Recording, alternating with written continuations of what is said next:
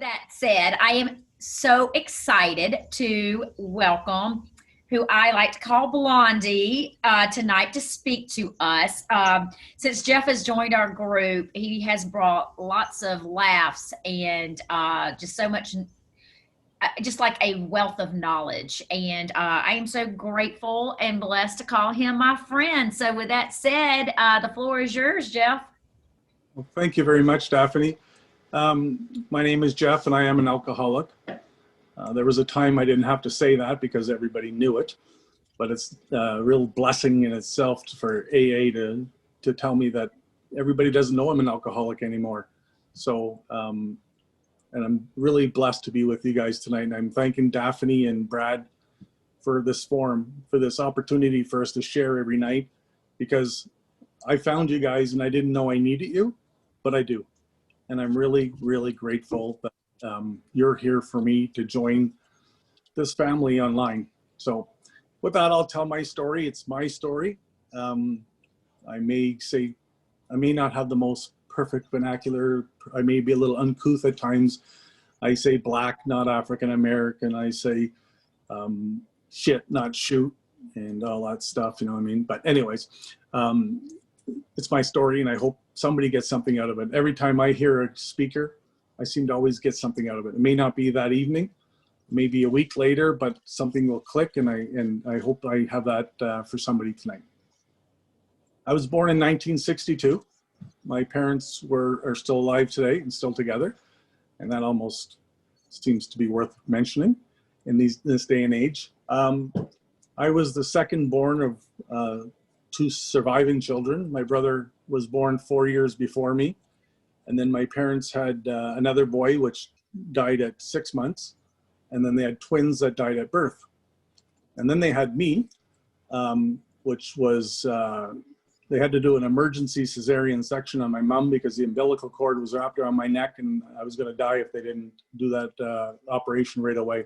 So needless to say, it was difficult times for childbirth, for having children for my parents, and it was a very stressful time. My parents married in June, and my brother was born in Christmas, so I'll save you the math. My father married my mother because she was pregnant, and that's what you did in those days. It wasn't so uncommon, and it was sort of the thing that you did back then. Alcohol wasn't a part of my father's family. I can maybe remember my grandfather having a cold beer after working in the garden, after a long day outside and doing things. Maybe half a glass of wine at the Christmas table. It was at my father's family's dinner. And but my grandparents had just that more normal, slow, calm, comfortable lifestyle. They had a beautiful home. They had one I'll never forget as a child. You had that room where you walked by and nobody ever sat in it. Nobody ever sat on that furniture. I believe my Southern friends might call that the parlor.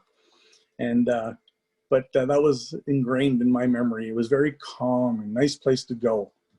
My grandmother was a tiny lady. She used to sing to me and I'd sit on her lap and she'd scratch my back and she'd sing songs. And she was such a gentle, loving lady. My grandfather was a huge man, 6'6", 350 pounds, and very intimidating. He towered over everybody. And I remember helping him once in his workshop. And he gave me a screwdriver and he said, here, go and unscrew that. So I'd sit there and I was trying to unscrew this, and he looked at me and he grabbed the screwdriver out of my hand. He said, if you think it's right, turn left because you're always wrong. And to this day, it still intimidates me. I will not do any handiwork around the house. I'll hire a professional every time. And my daughter kind of teases me. She says, Dad, you're a handsome man, not a handyman. So I'll go with that because that's my daughter saying that. My mother came from a very poor family. They actually, at one point, they did a story on the homeless in Ottawa. And her family was living in a tent at the time, which was totally outrageous, hard to believe in our lifetime that somebody would live in a tent. She had 11 brothers and sisters, and they were very, very poor people. As a child, I can remember being in situations, gatherings, parties with them, and I was always I was afraid to be around them. I didn't like it. I was scared. I didn't feel comfortable around them. They were always loud and touching, and everybody was always drunk, and they were kissing other people's wives and dancing, and it was breaking stuff and falling all over the place. It was an atmosphere I didn't want to be in. And I had one uncle, I'll never forget him. He had a glass eye, and it seemed like all the parties, he always took out his eye and he tried to hand it to one of the kids and scare them. And I just found that just so, it just wasn't something I wanted to be around. And so it was kind of like, it's obvious that labeling both families, the difference between them, the good and the bad. I wanted to be more like my parents' family, or my father's family, and less like my mother's family. My dad and I were very close growing up. And my mother, she wasn't afraid to show that my brother was her favorite. I had aspirations to grow up and be successful, and I had this thing about, there was a man who worked across the street, and every morning he'd get up and he left for the work, and he had his briefcase in his hand and he had a suit on. And I said, that's what I want to be. I want to be just like him. I want to be some sort of salesperson. And it's almost like my brother and I were so different in so many ways. It was like I was like my father's family, and he was like my mother's family. And I can remember having these early resentments of my brother because he got the best in everything. Sports was everything to us, and hockey was, being a Canadian kid, you wanted to make the NHL someday, and he got the best of equipment. He got, back then, this is 50 years ago, hard to believe, he got hockey skates that were $200 a pair, Super Tucks, I'll never forget them. And then when it came my turn to play, I got, I couldn't get hand-me-downs from him because I was much bigger than him, but I got basically the lowest priced equipment you could buy. And I'll never forget getting a hockey stick. If you filled up your gas tank enough at Texaco, they gave you a hockey stick at the end, and it was this old wooden stick that I just hated. And as he played competitive during his days, I was playing house league, and there was a non-competitive league that we played in every weekend. So like I said, my mom wasn't afraid to show my brother was her favorite, and it was tough because I don't understand why. I understand she was abused when she was growing up, and she was when she was a child by her father, and her father was what I visualized an alcoholic. If somebody said to me, describe an alcoholic, I would say it was my grandfather, a small man, gray beard, little stubble. It was all nicotine stained, and he was a cruel looking, mean looking man in a sailor suit. And that's what, if you asked me what an alcoholic was, that was an alcoholic in my opinion. And basically he was mean to his children. He hit them and hurt them and all kinds of things like that. But I didn't understand why my mom would do that to me when I grew up. And she would yell at me and hit me with anything that was close by. And to me, I was just being a kid. She had these, I'll never forget, she had these Dr. Scholl's shoes, these little, sandals. They were wooden sandals. And I'll never forgive that fucking Dr. Scholl's for making such good shoes because they lasted a lifetime. They never, she'd hit me with those things. And, but that wasn't the worst. She had this paddle, and I'll never forget, I can still see the old telephone hanging on the wall. And it was hanging there with the cord going down, and beside it was a nail, and on the hook, there was a leather-bound paddle that it said, "For the cute little deer with the bear behind." And I don't understand why somebody would ever even create something like that, but they had it, and my mom used to hit me with that regularly. And I remember friends telling me now, like people who I talked to, they said, well, that was just the way it was back then. It wasn't supposed to be like that back then. I can still feel on my arms when I was trying to protect myself and how she would hit me. And I couldn't understand why she would do that to me. It was for no reason. So I was always, I guess, looking for love. I guess maybe later I looked for it in the wrong places. But looking back now, I'm thinking maybe that's why I grew up with some of the resentments that I did. I remember a German Shepherd. We had a German Shepherd dog that was born 3 days after me. And Tina lived till she was 13. And a boy and his dog, I can remember telling Tina all my little horror stories, how I was going to get Mom back and how I hated her and how she ruined my life and how she was so mean to me. And that dog listened to everything I had to say. It was so funny. It was, it was a relationship that I'll never forget. It was so close. I remember going to school early, and it was always tough because I felt like I was different than everybody else. There was just something that I couldn't explain. Our family was just me, my mom, and my brother, and there wasn't socializing. There was drinking, a lot of drinking, but it was always in isolated events. There wasn't friends that came over for anything other than drinking. I can remember, I don't know why, and I don't know if anybody else can remember this, but on the first day of school, you would stand up and you'd say your name. So I'd say, "Hi, I'm Jeff." And I didn't say Jeff L because I wasn't an alcoholic yet, or at least I didn't know it.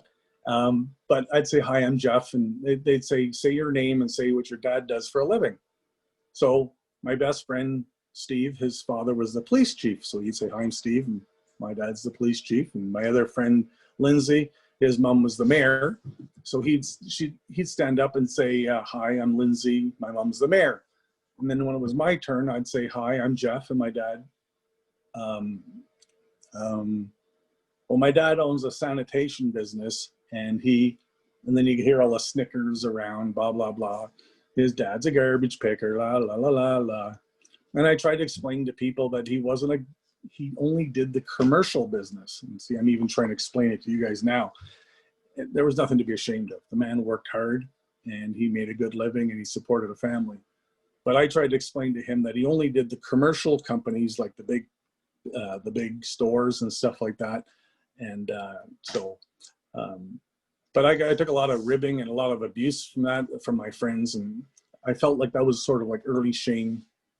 I had to sort of make a different sort of, I had to be the funny guy. So I became the class clown, so people wouldn't think of me as the garbage man's son, in my opinion. Maybe that wasn't as deep as I thought it was, but to me it was reality.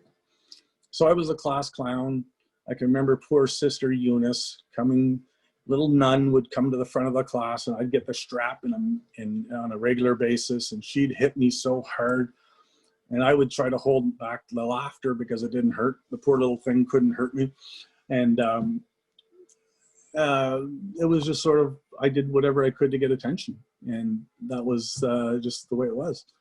I was never really committed to school. I didn't really spend a lot of attention, or didn't care a lot about marks and things. Little did I know until sobriety that I had a learning disability. I thought ADHD was just something that there was a label, and people said, "Oh, my son has ADHD," or "My daughter has ADHD," because they were just didn't pay attention. Until I went to see a doctor, and he said, "No, you're the poster child for ADHD. Your mind never stops." And I said to him, "Pardon?" And he said, "Did you not listen to a word I said?" Because he gave me the whole all about what ADHD was and how it worked and how it affected people. And I said, "No, I didn't hear you." I said, "Why would an ADHD doctor have a huge window facing out into the street?" And I said, "And you're trying to explain to me and help me?" I said, "I can tell you right now, your receptionist just came in with 2 coffees and sat down on a bench with somebody else. And you're like, come on, let's be serious. An ADHD doctor should know better." Anyways, back to the fact that I had a lot of challenges in school.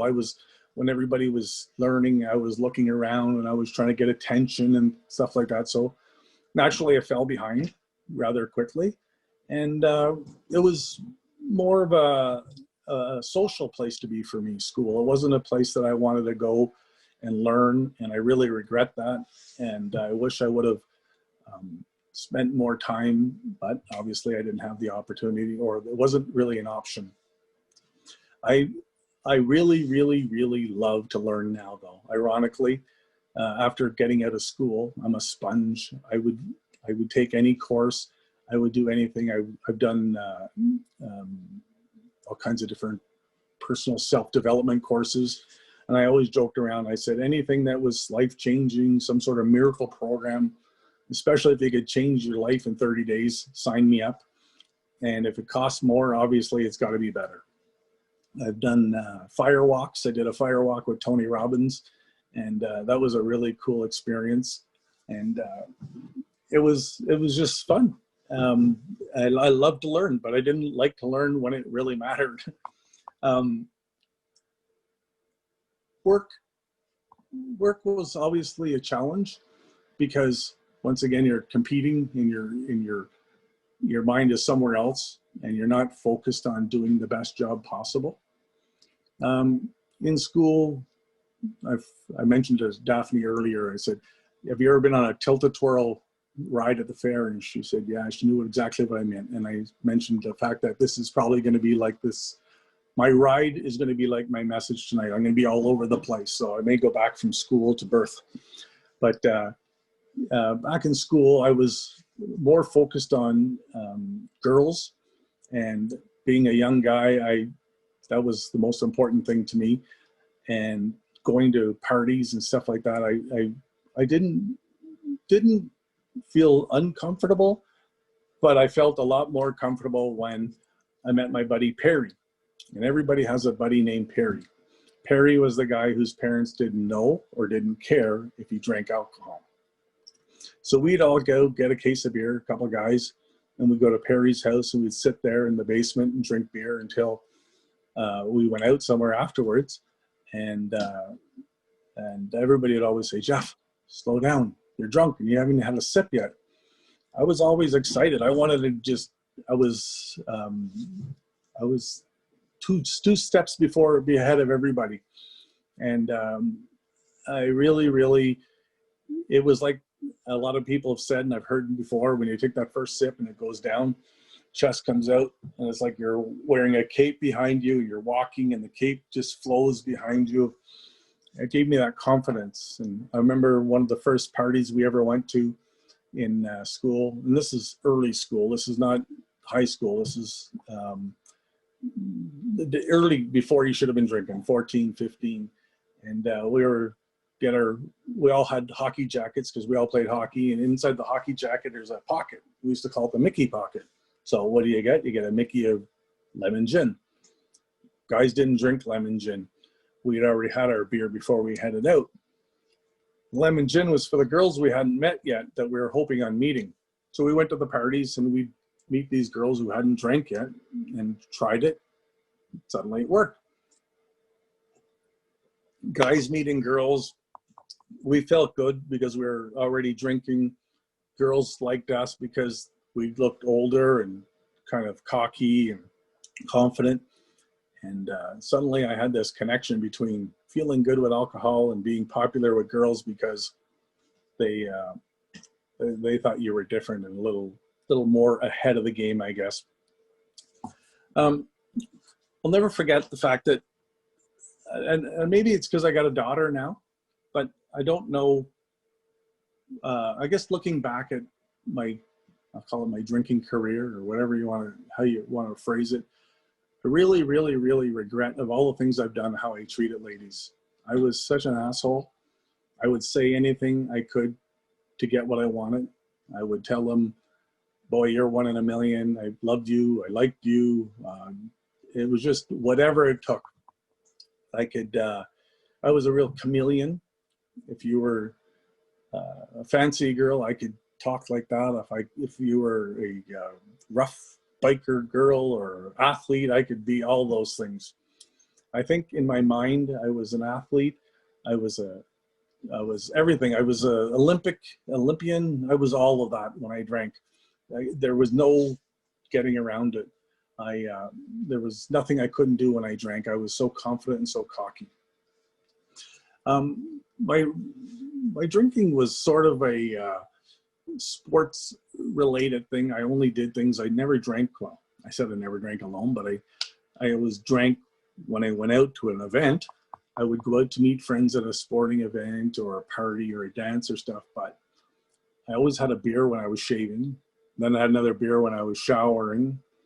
And then I had another beer when I was relaxing before I was going to meet everybody because I was too early. So maybe I did drink alone, so oops. So most of my drinking revolved around events, and we always had fun doing things, and it was always a group thing.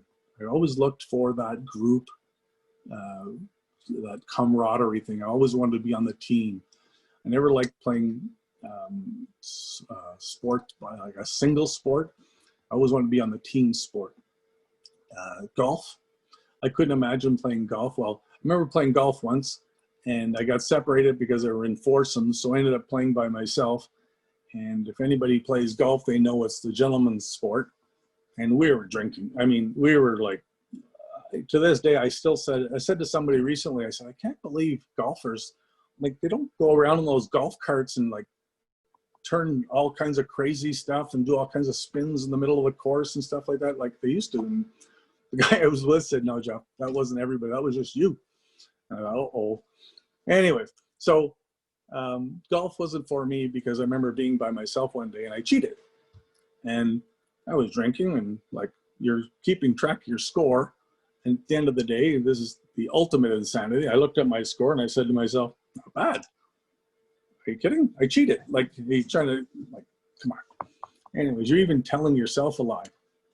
So the sports things and all the camaraderie thing, it was always, I wanted to be on a team. I wanted to be around a group. I never wanted to be alone. I drank with my friends until the night was over, and then some. There was always somebody else at the bar that would like to go later. In Ottawa, we live on it's like in the States, you guys have states, well, we have provinces. So Ottawa is really close to another province. It's called Quebec, and they're open till 3 a.m. So we'd always go over to finish the evening or morning. And there was always somebody else who would want to stay later. And I found that person.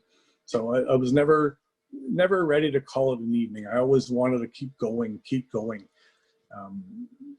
It was just, I could never get enough. I wanted to go more. And it never changed.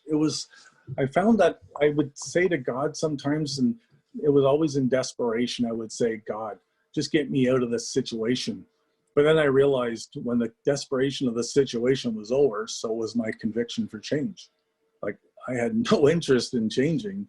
I just, please get me out of this one. So that was it. And I didn't want to, I wasn't committed to anything other than the alcohol. I remember when I first got into real estate, realtors are notorious for having huge egos. Their business cards are everywhere. I mean, they rate all these kinds of neat things in their business cards, like multi-million-dollar producer. And I found out that producing multi-millions is like selling 5 houses if you add it all up. And then all that meant was you didn't drive a smoking Pinto and carry a vinyl briefcase. So that wasn't really anything, but it fooled people. People were impressed with that.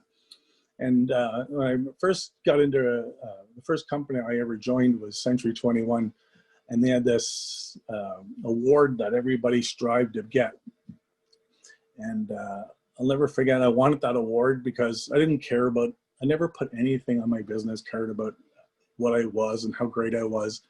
But I saw this award and I said, I want it. And I got it right here because I was so impressed by it. It looked like an Oscar. And I wanted that trophy so bad. I thought, you know what, I can put it on my mantle and people will come over and they'll be so impressed. The first thing they'll say is that an Oscar? And then I'll say no, and I'll tell them how I won it. Anyways, I wanted that award. It looked so good. So I set myself a goal my first year in real estate, and I said, I'm going to get that award. And I did. And at the end of the year, they announced the big gala was going to be at the Chateau Laurier. And that's the nicest hotel in Ottawa. And it was a black tie affair, and everybody was going to be there. And so I walk in, there's big round tables and sitting there. I was in my tuxedo, and this guy comes over and he pours some wine, and I don't drink wine. So I was going up to the bar and getting myself beer after beer after beer. And then my mind got sort of busy. I couldn't be content with just sitting there waiting for the awards, because they were serving dinner and the awards and the drinks and everything at the same time. So I looked over I called the waiter over, and I said to him, let me have here's $20. Let me borrow your name tag for a second. So he gave me his name tag, and I put it on, and I went back in where they were serving all the waiters and guys were getting all the stuff. And I grabbed 2 bottles of champagne, and I put the white towel over my arm, and I started going around from table to table, and I was serving people. And the next thing I know, I hear my name. And it's the president of Century 21 calling, and the winner of the Centurion Award, Jeff LaBrade. And I'm looking, and here he is standing on stage, and he's looking out for me, trying to figure out which table I'm sitting at. And I'm pouring a glass of champagne or wine to this lady who I'm joking and flirting with her, and her husband's sitting there not impressed. And I'm being called up on stage for this award. It was just insane. It was like, I wasn't embarrassed, but I mean, I should have been. And it was crazy. It was another evening of insanity. That went on through my whole real estate career. I would show up at people's houses. I would be not drunk, but I would still have that in me from the night before or the day before or that afternoon if I was out drinking at lunch. And I would show up at an appointment with a for sale sign on my shoulder, leaning. And Century 21 was notorious for their big gold posts. So I would be carrying this sign up, and I'd lean it against the door, and I'd ring the doorbell. And the people would answer, and they'd say, "What's with the sign?" And I'd say, "Well, it's just a matter of where we're going to put it on your lawn." I was just so cocky and so full of myself that I knew they were going to hire me. And I walked into people's houses, and it was just insane. One night, going back a little bit here, I ended up going to a party one night with my girlfriend at the time, and her brother was just being drafted into the NHL. And we were celebrating that, but we're also celebrating the upcoming wedding of a group of people that were in the crowd. I didn't know those people. I just knew Gary and my girlfriend. So I was sitting off from the wedding group, and it was a large restaurant. We were all having a great time. And all of a sudden, my girlfriend came up and said, "That guy pushed me." Well, I was drinking, and I went over to the guy, and I just gave him one big whack. Well, I didn't know it, but I hit the wrong guy. She pointed to that guy. She should have been pointing to that guy. My mistake. Needless to say, the poor guy was the best man. And the wedding next week that he was in, he was all black and blue. No, terribly. Well, I should have been embarrassed, but I wasn't. It was her fault. She pointed to the wrong guy. Insanity after stories like that. It was just crazy, all the drinking things that I'd done. And I should have been embarrassed, and I should have apologized, but I never, I knew I was an alcoholic deep down, but it didn't really matter to me because I thought everybody was having a great time. Just like the golf course, I thought everybody was doing what I was doing. It was just part of my life, and I thought it was a part of everybody's life. So my real estate career continued, and so did my drinking, and it's a very social business, and you're out meeting people all the time. And I can remember going one night to a client's house, and he wasn't home, and his wife said to me, "Oh, actually, you know what? I'm going to tell another story first." Back on Not Tell The Twirl. I was my buddy who was being drafted to the NHL. He was being down in Lake Placid for tryouts. So all the people, we all went down to see him play, and it was a real huge. It was NCAA championships. So we all went down there, and we're having a great time, and somebody got a keg for the room, and we're all taking turns pumping the keg and putting it in our mouth and seeing how much we could drink. And it was, I mean, I can drink a lot of beer, and no offense, but the American beer is very, very hard on our stomachs because it's a light beer. And so needless to say, I went to bed that night, and I got up in the morning. Well, I woke up in my bed. There were so many relatives of Gary's, and I was sleeping. I was sharing a bed with his grandfather, his father, and his other uncle was staying in another room. We were all over the place sharing beds. And I remember waking up in the morning and going, uh-oh, something doesn't smell very good. And I think I shit myself. And I got out of bed really quick. And her grandfather was in the shower, and he probably already knew what I did. So I took all the linen off the bed, and I went outside into the hall, and I waved down the maid before she got to our room, and I said, "Here's $20. The poor old guy had an accident last night. Don't make a big deal about it. Don't embarrass the poor guy." And so she went in, and after we'd left, she changed the room, and it was just like, it was me. You know, I should have been embarrassed about that again, but I didn't. I wasn't. We were having a huge event for Children's Miracle Network, our corporate sponsor. And I do a lot of work with them, and I love helping out like that. And I was taking all the alcohol to a party, and well, it was supposed to be the next day.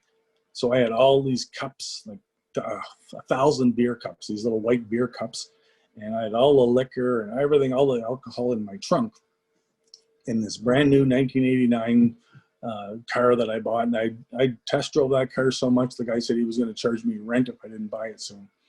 But I was so excited. I picked up the car, loaded all the booze in the back of the trunk, and I went to see some buddies that night, and we had some drinks. And I had too much to drink, but I was fine. And I was typical alcoholic. I still try to convince you that I was fine. And I was driving home in the worst intersection in Ottawa is Greenbank and Baseline, where there was the most accidents. And I was heading south on Greenbank, and some guy came through the other intersection and he hit me. And turned out that he was in a stolen car, and but he was in the wrong. But unfortunately, he hit me, and the two cars flipped, and there was trunk opened, and there was they say they still use this video, the photos from the accident scene at the police college, because it was so horrific to see. There was beer cups and booze everywhere. And when and as I was going through the intersection, I'll never forget, I was eating those little peanuts that you buy at the corner store on your way home drunk. And I went like this to put the last couple of peanuts, and he went through the intersection. That's when he hit me. So when I got out of the car, I couldn't breathe. There was peanuts stuck in my throat. So I went across the street to the gas station, and I said to the guy, "I need something to drink. I need something to drink. There's peanuts stuck in my throat." Needless to say, there's blood all over my face, and my face is all cut up because my head went through the windshield. And he said, "You better get some coffee into you," because he could smell the alcohol on me. And when the ambulance came to take the other guy away, they were looking for the other driver. And I waved, "I'm over here." And they took me to the hospital, and I said, I don't need to go to the hospital. I'm fine. And he said, no, you have to go. So I went, and at that point, they realized that they gave me a blood test, and I was over alcohol. Well, when you drink enough, you have all kinds of different friends. And I picked up the phone the next day, and I called my good buddy, Charlie. And Charlie gave me the direct line to his lawyer. And his lawyer said, "This will cost you this much, this much, this much. Do you want to get off? Do you want to get a fine, or this and this?" So I said, no, I have to get off. I need the job. I need my license for my job. Well, it was going to take some time, but he was going to get me through the courts. And every night that I was waiting, I was so stressed because my job was on the line. Like, it's kind of hard to show a job, to show houses, and you're taking a bus or a taxi. People just don't understand that. They don't, that's not their image of a realtor when they pick them up. But what did I do in my stress? How did I relieve my stress? I drank every night. how did I do that? Well, I bought another car while I was waiting, and I drank and I drove every night until I got that phone call came through. I was sitting at the office one day, and the lawyer said to me, he phoned me and he said, I got you off. And I was like, oh my gosh, I'm so grateful. I'm so happy. And I hung up from him, and I called my buddy and I said, we got to go out tonight and celebrate. I'm off. Like, are you serious? You got to be crazy. Like, I mean, honestly, this kept continuing. My alcohol wasn't like, I was drinking. It wasn't, I mean, there was no stop for it. I thought it was normal. I look at people today and they're out drinking. I'm going, good thing there was no cameras and stuff like these cell phones and stuff when we were out drinking, because I mean, we were doing crazy things every night. And if anybody ever would have taken our pictures, they would have been like, I don't know how people do it today. One night I'm going to see a client, and I show up at their house, and I said to Lisa, how you doing? She goes, good. I'm here to bring an offer on your house. And I said, where's Mark? She goes, he's at a meeting. I said, Mark's at a meeting? What kind of meeting would he be at? He works in a gravel pit, like, sand, dust, whatever. And she said, no, he's at an AA meeting. I said, Mark's at an AA meeting? Like, I didn't even really know what AA was, but I knew it was for alcoholics. And she said, yeah, he goes on Tuesday nights. I said, oh, okay, cool. Still, I was really confused. And anyway, so he came back, and she said, oh, before we're talking, and she said, if you want, he'll take you to a meeting. And you sort of like sit back in your seat. And I'm learning now that people who are alcoholics or family members of alcoholics recognize somebody who could use help. And that's why she said, he'll take you to a meeting if you want. And I said, oh, interesting. So anyways, he walked in the door, and she said, hey, Mark, Jeff wants to go to a meeting with you. And I'm going, hey, easy now. I just said I would think about it. So we talked, we signed the offer, sold the house, and he said, would you like to go to a meeting? He told me a little bit about it, and I said, maybe. I said, sounds interesting. And I'm a sponge. Like I said, I've done firewalks, I've done all kinds of courses. I'll do anything to learn. I love to learn. And so I'm thinking maybe I'll learn something here, or even better. If they're all alcoholics, they're all going to be losing their houses because they're wasting their lives on alcohol and booze, and they're all this, they've got so much trouble, they're going to have to sell their houses. So I'm thinking, hey, good business opportunity. Why not? Sick. Anyways, so I go, so he says, okay, I'll pick you up Sunday morning at 10:30. I said, great. And he only lived like a block away from me. So he picks me up, and he says, oh, by the way, there's 3 meetings. And so what do you mean 3 meetings? He said, well, there's the meeting on the way there, and there's the meeting, and then there's the meeting on the way home. I said, okay. So on the way there, he's telling me all about what to expect. He says, there's going to be a reading, and there's going to be some people, maybe like, I said, what kind of readings? He said, like poems and stuff. I said, okay. And he said, then the business person will tell you what's going to happen and stuff like that. And then he said, then there's the speaker. I said, okay. And he said, no, then they do the chips. And I said, okay, chips? Oh, I didn't, whatever. I was going to hear about it soon enough. Anyways, we're on the way there. And I said, what else? And he said, oh, at the end. He said, at the end, we all stand in a circle and hold hands and say the Lord's Prayer. And I said, whoa, what do you mean? This sounds like a little cult to me. And I said, is there going to be like fire coming up the middle or something? And he laughed. And he said, he's like, I can just imagine what he was thinking now as I would be thinking about somebody else in my state. And he said, no. So I'm thinking, whatever. He told me it was only an hour. I can invest an hour in my life. I'll go see what this is all about.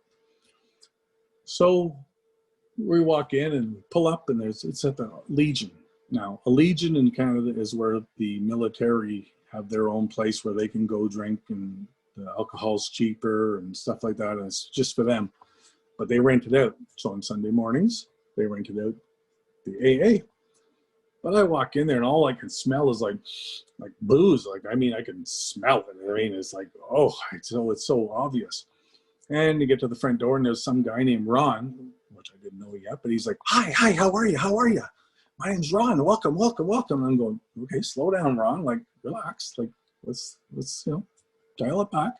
Sunday morning, what could you possibly be so energetic about? And he says, welcome. So we go in, and then I should have known, but Mark's such a nice guy. He's a country guy, and he's like laid back, and nothing fizzes him, and everybody loves Mark.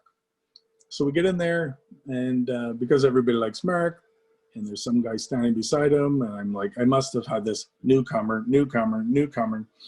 and everybody comes over and introduces themselves, and hey, how are you? Good. Hey, nice, welcome. And they're like sitting there going, and then somebody tries to hug me, and I'm like, okay, relax. I'm not a hugger yet. And but they kept saying, keep coming back.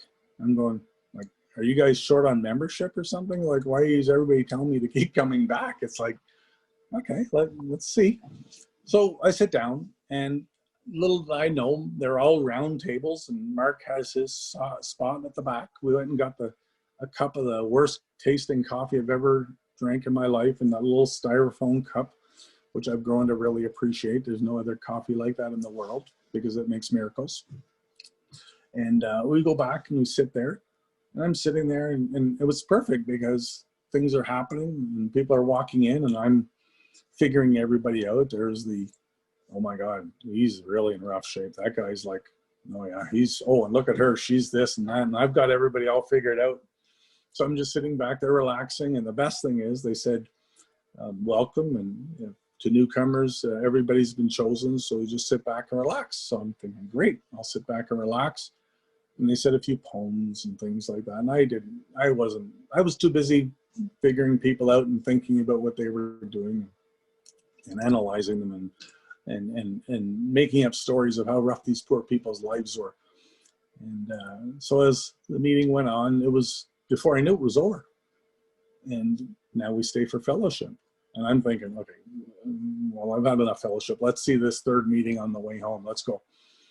And, but we talked for a few minutes to people, and I'm thinking, like, these people are like nice. They're all in a good mood. And I'm thinking, what's like, and then I'm looking, another thing I'm looking around is for, okay, where's the stuff they're going to sell you? Like, this can't be for free, because he told me I didn't have to pay, because the little basket went around that everybody donated whatever they want. And I'm thinking, okay, but this isn't for just like nothing. This has got to be really expensive, because remember, everything I thought was worthwhile had to be expensive and had to work in 30 days. And like, when I first walked in, I thought, hey, well, if they're going to help you for quitting drinking, they're going to separate. Okay, beer drinkers here, rye drinkers there, wine drinkers over here, and we're going to teach you how to quit drinking. But obviously, I had no clue what was going on. And so we talked and we chatted, and we didn't talk anything about alcohol. Like, we talked about the game last night. We talked about this, and we talked about that. And it was really nice to see people, and that had no agenda. So we got in the truck, left. On our third meeting on the way home, he asked me how I liked it. I said, it was good. I really enjoyed it. And I felt good, because I didn't realize during this whole process that somebody may see me there and say, uh-oh, Jeff's an alcoholic.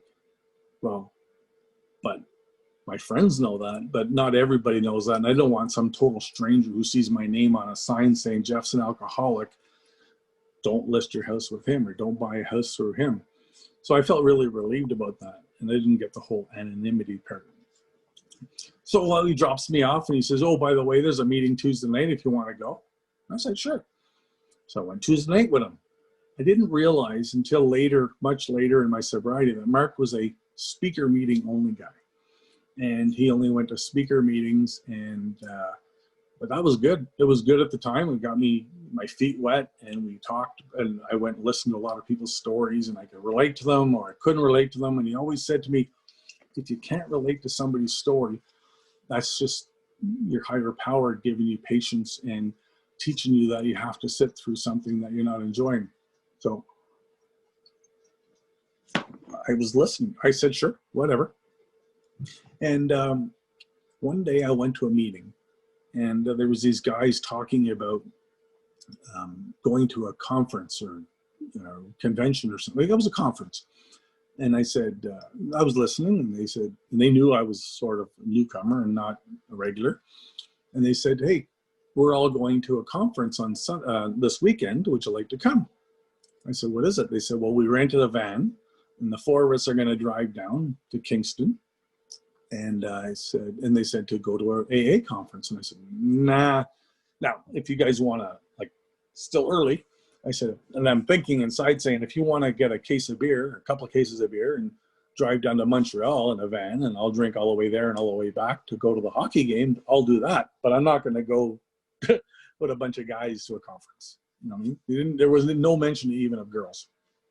Anyways, so they said, okay.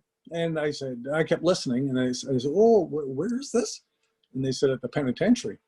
Well, Kingston Penitentiary in Canada is probably home of the worst prisoners. Well, it's closed now, but was the worst prisoners that they had.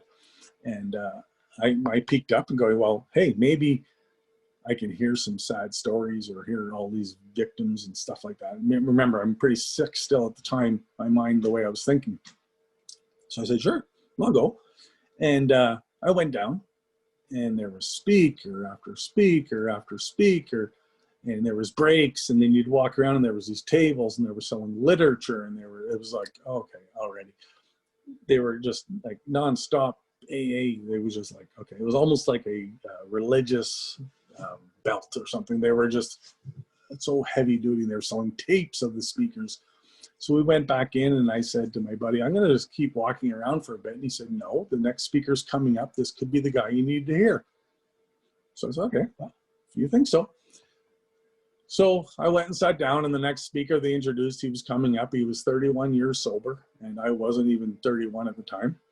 And he said to me, he said, not to me, he said to everybody, actually, he said he was out drinking one day, and he was at the local pub, and it was happy hour. And I'm saying, okay, check. I like happy hours. And he was watching the game. Yeah, I like at the game.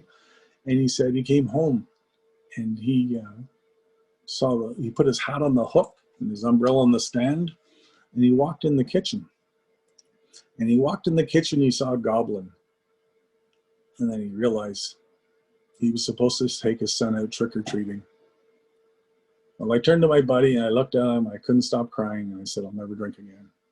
I said, I've been such a fucking asshole to guys. I've been an asshole to girls. I've been so bad to myself. I've treated myself like shit, but I'll never do that to a child. I can't honestly think that someday I would let down a child. Like, I didn't even have a child, but there was no way I would ever do that.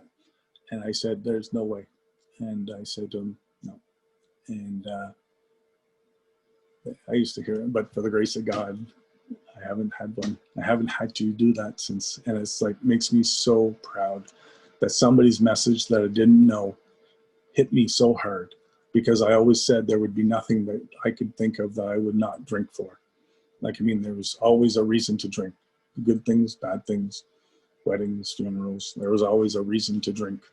And, you know, the woman I was married to at the time, whose story I totally skipped, and she's probably glad I did. But we never had a child together.